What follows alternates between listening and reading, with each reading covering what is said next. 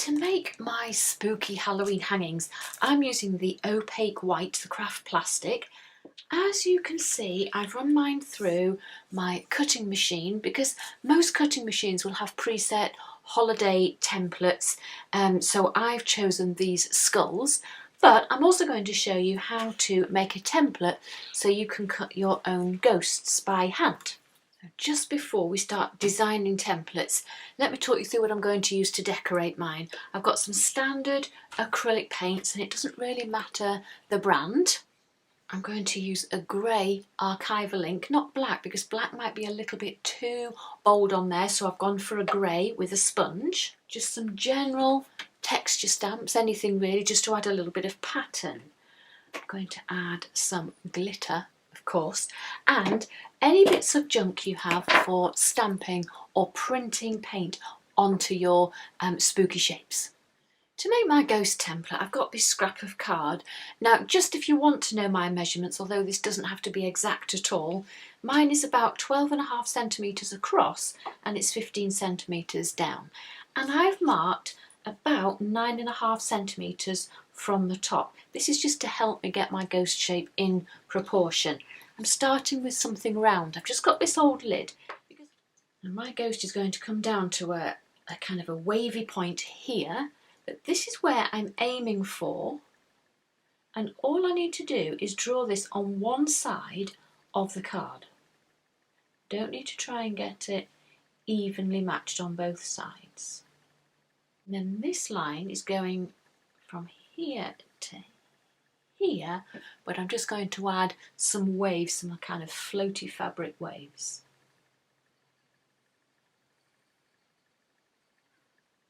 Now if I fold that back in half, I only have to cut it once.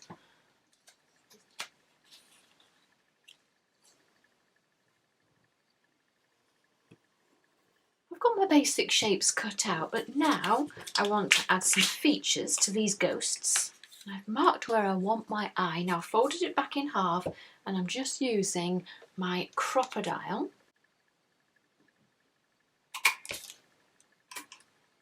And I'll need to do that hole twice.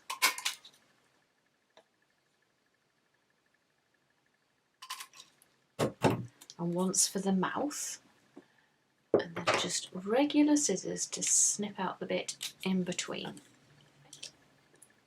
I've given all of my ghosts a slightly different expression just using my Crop-O-Dile and my small scissors. Now I'm going to edge all of my shapes, including my skulls, with a little bit of acrylic paint, like a very light grey or a Titan buff. I'm just using a sponge to bring it around the edges.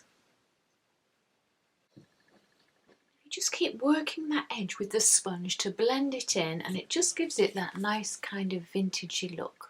I just want to give those edges a little bit more definition, so I'm using my Archival ink, remember, in the grey, because it's not quite as bold as doing it in the jet black. And I've got a sponge and a blending tool, and I'm just going to give it a little bit of an edge.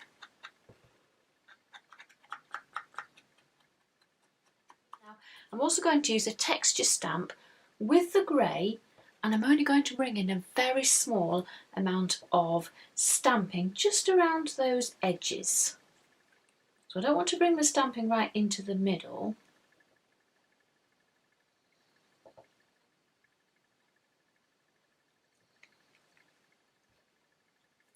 I'm going to add a bit of spooky colour now to my skulls, and I've picked out this cherry red. This is a Paper Artsy fresco finish, and it's a nice fluid paint. Now to start with, I'm taking a tiny bit of colour and a lot of water, and I'm just going to go around the eye socket so there's hardly any colour there to start with. Now I'm bringing in a little bit more of colour into the water.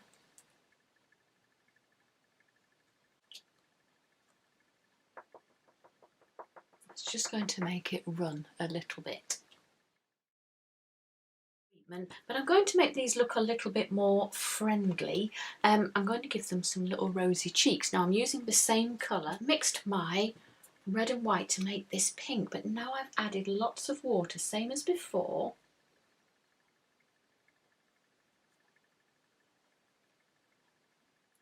And in the centre of the watery cheek, I'm just going to put the red. I'm going to use some bits of junk to stamp a design onto my ghosts and skulls, and I'm using my acrylic paints. I may just need to water them down a little bit to get a nice clean print.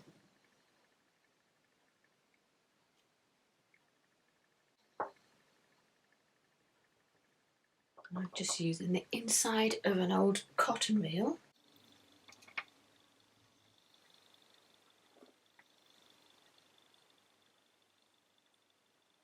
With a white pen, I'm just going to put little dots inside the cheeks and anywhere else you want to add a few doodles. It works especially well around those red areas on the skull eyes. I'm going to add some touches of glitter and then let it all dry before I piece it together.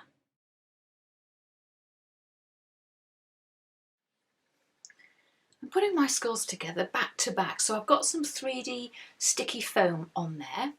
I'm trapping in a little bit of twine.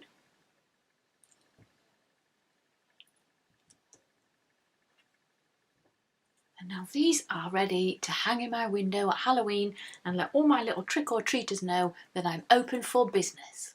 I've added one extra little hole at the top of each ghost, and I'm going to thread it to make bunting to hang up in my window.